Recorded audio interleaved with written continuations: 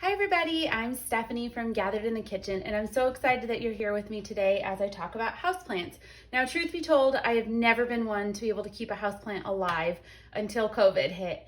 I was at Home Depot and this plant right here, this Pothos, was on clearance. I got it for $3, and for some reason, just in my heart, I felt I needed to rescue this plant that was dying and needed a home.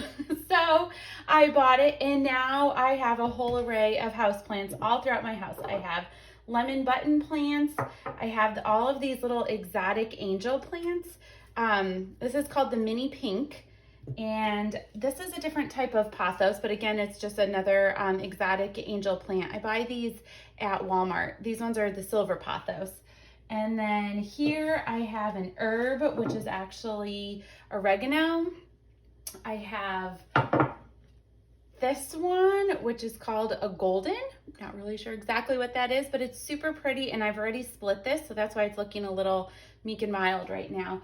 And then also up on my windowsill, I have some peppermint, which is starting to grow over, and I'll need to use this pretty soon. And then I have some basil and a bunch of other plants inside. And for real, you guys, I've never been able to keep a plant alive. But if you look throughout my house, I have artificial plants all over. I'm basically the queen of artificial because I'm just not into keeping track of watering them. I'll water them too much, not water them enough, give them too much sun. It's always something I've struggled with. I just don't know how to care for a houseplant until I came across these guys. And it really, again, like I said, all started with this cute little pothos. So what I'm gonna do today is show you how I propagate this, which is splitting. So what propagate means is to divide and grow new plants. So create new like baby plants from this parent plant. So I'm gonna go ahead and scoot some of these out of the way. And I'm gonna tell you guys a little bit about the containers I like to use, as well as some tips and tricks I have. So for instance, actually I don't have this oregano planted yet, because actually I'm gonna move this outside, but I pick up these little crock pots.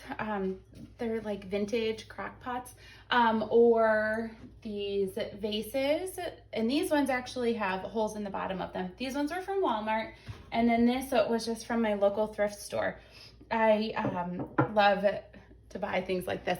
I also have some other crocks. It's fun to find ones that have, you know, some fun little logo on them. This one says a Wisconsin homestead, and since I live in Wisconsin, I figured that was a cute one. And then I also have these other little pots that I used these for gifts. I divided some of these houseplants and I created like a little collage of houseplants, and these ones I found at Fleet Farm. In whatever area you are in, it might be called Farm and Fleet. So these are some really great little planters. And then the other tips I have are these little felt sticky pads. I always stick them on the bottom of my planters because this is actually really kind of rough, and I don't want it scratching my marble counters or my sink, or, you know, my shelves, my wood dressers and stuff that I have scattered throughout my house that I have these houseplants sitting on. So what I like to do, I'm just gonna go ahead and do this one. These are super cheap felt pads too. You guys can buy them, oops, as I drop it. They have sticky adhesive on the back. I just buy them at Walmart, and I usually go a little overboard. That's just because I have marble counters and they do scratch very easily. So I have these little sticky felts on everything in my kitchen. And I usually will do either 3 or 4 depending on how big the surface is. And the reason I do that is so it's balanced, because nobody likes a rocking flower pot where it's not steady. So that's what I do for all of my little containers. I put these on just to help protect my surfaces. So let's go ahead and get to the propagating part. Now there are 2 different ways to propagate pothos. One is in water and then one is in soil. I've done both, and with this particular plant, I'm not sure why, I've had a little better luck with propagating it in the soil versus in the water. So let me show you what I mean. Some things that I use for propagating in water. This is a cheer wine, just like a Coca-Cola bottle, a glass bottle. I like to use them where they have the long stems and necks and then a very skinny hole at the top, because these plants are, you know, pretty flimsy. They're not able to hold themselves up. So this is great because I kind of like create a suction to squeeze them in there. And then a Starbucks bottle, coffee bottle. Now my daughter actually has this tulip that we picked from the yard. Well, actually I got ran over in the yard. And so we have it in this water. But I'm gonna show you guys how to do both methods. But first we're gonna start by cutting our pothos. So what you need to do is have a pair of sharp scissors. You can use gardening shears. However, since I usually do this inside, I just have these old scissors that are extremely sharp. They were my grandmother's scissors. So if you guys ever had these where they're the silver and they had the black handles, my black is just coming off. These work amazing. I'll tell you that. Okay, so let me show you guys. We have all of these beautiful vines coming off of here. Now, the places that you want to cut to propagate would be right after the growth. So I would cut right here, and then I could come down to this stem right here and cut this one as well, but I would cut off a little before and a little after. And then these little nubs are the sections that get put into our water.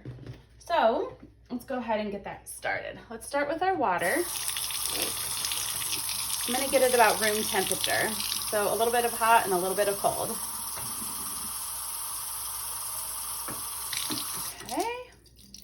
Strain it out. So we're gonna need a little more than that. So almost to the top. So we're gonna set this aside. And now I'm going to do my first clipping. Turn this a little bit. I'm gonna do this guy. So we cut it, and then this is what it looks like. So we have a little bit of a nub here and a little bit of a nub there.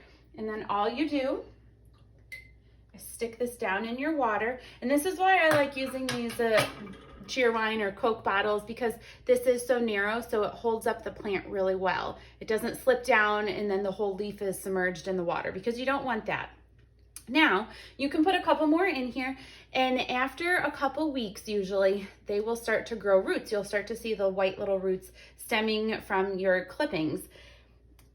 What you want to do is change out your water, though, every couple days.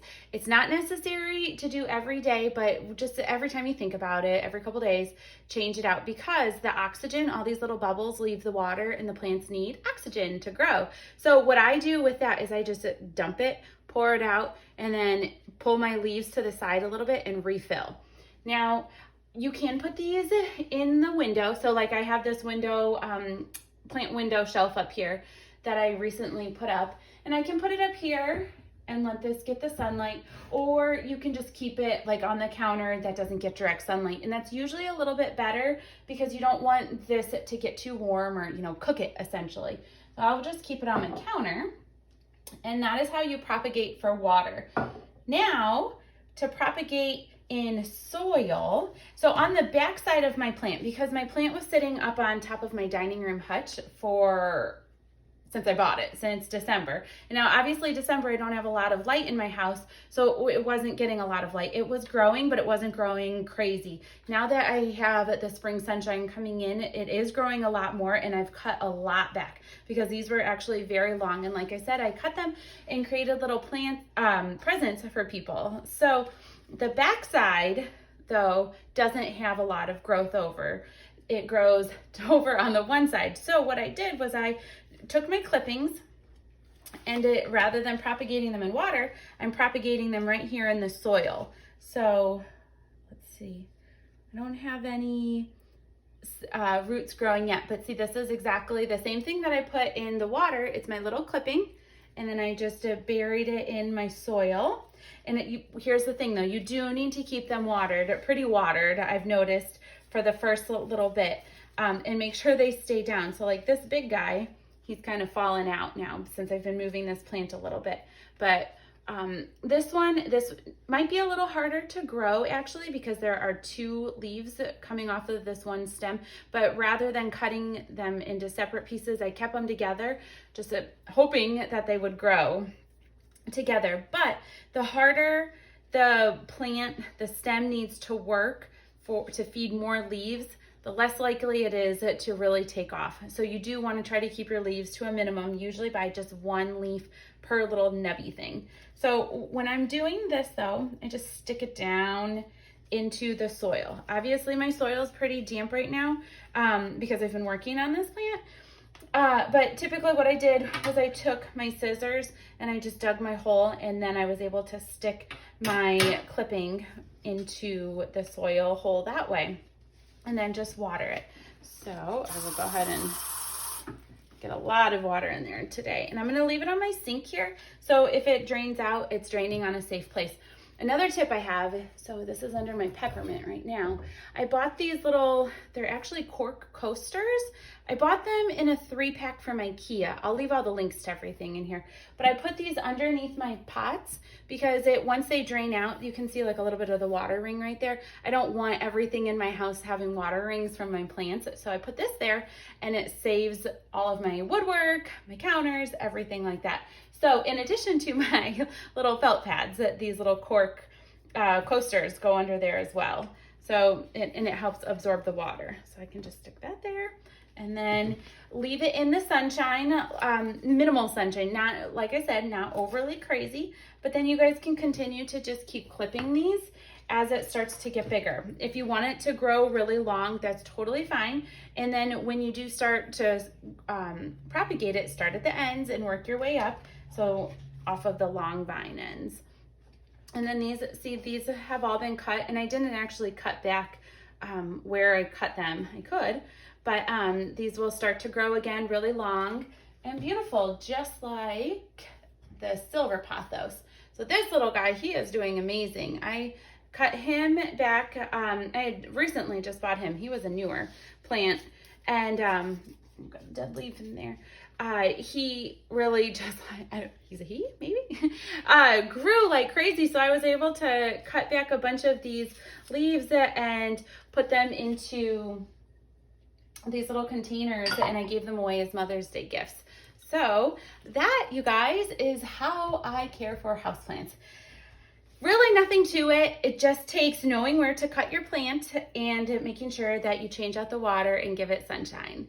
I hope you guys have enjoyed this, and make sure you check out all of the other girls who have joined me in this plant week this week. I've learned so much from everybody about gardening, spacing, how to grow orchids, to so many different types of plants. I've really enjoyed it. So I hope you guys check them out, and we'll see you guys later. Bye.